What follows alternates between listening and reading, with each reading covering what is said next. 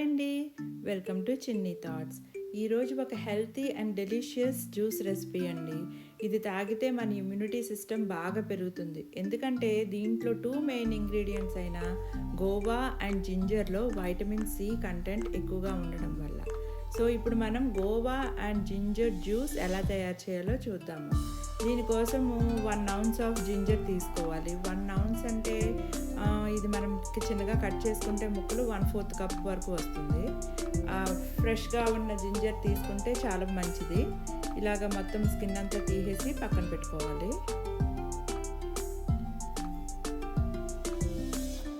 ఇప్పుడు ఒక 5 జాంకాయలు తీసుకోవాలండి. నేను ఈ చిన్న సైజు ముగ్గిన జాంకాయలు తీసుకుంటున్నాను. ఫ్రంట్ అండ్ బ్యాక్ ఇలాగ కట్ చేసేసి తీసుకోవాలి.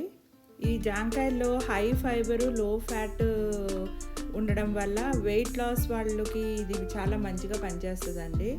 ఇవి తింటే మన హార్ట్ కూడా హెల్తీగా ఉంటుంది. చూసారా, బాగా ముగ్గి లోపల ఈ జాంకాయల్లో గింజలు ఎక్కువ ఉంటాయి కదా. సో మీరు ఇక్కడ ఐదర్ స్కూప్ అవుట్ చేసేసి మనం గింజలన్నీ తీసేయచ్చు, లేకపోతే గింజలతోనే మనము జ్యూస్ చేసుకోవచ్చు.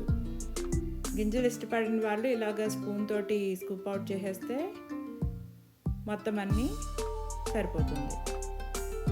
నేను ఇక్కడ ఒక సగం కాయలు గింజలు తీసాను, సగమేమో అలాగే వదిలేసాను.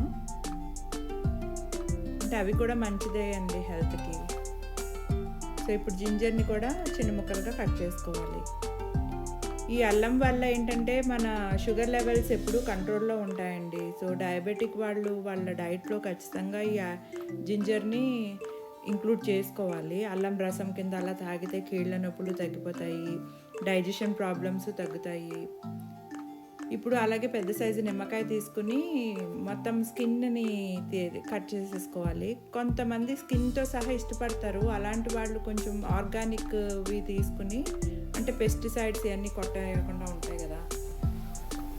నేను ఇక్కడ హాఫ్ చెక్కే వేసానండి, అంటే నాకు ఇది బాగా పుల్లగా ఉంది.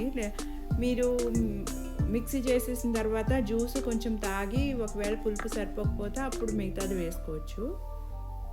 ఇప్పుడు ఒక మిక్సీ జార్ తీసుకుని ఇలా కట్ చేసుకున్న ముక్కలు మొత్తము అల్లము, జాంకాయ ముక్కలు కూడా వేసుకోవాలి. అలాగే ఫ్లేవర్కి మనము పుదీనా కూడా యాడ్ చేసుకొని, మీరు ఐదర్ షుగర్ కానీ లేకపోతే హనీ కానీ వేసుకోవచ్చు. నేను ఇక్కడ 4 టేబుల్ స్పూన్స్ వేసానండి. మీ స్వీట్ టేస్ట్కి అనుగుణంగా వేసుకోవచ్చు. 1.5 కప్ ఆఫ్ వాటర్ వేసి స్మూత్గా మిక్సీ చేసేసుకున్నాను. ఇది ఐదర్ మీరు ఫిల్టర్ చేసుకోవచ్చు. నేను అందులో హై ఫైబర్ ఉంటుంది అని చెప్పారని నేను ఫిల్టర్ చేయలేదు.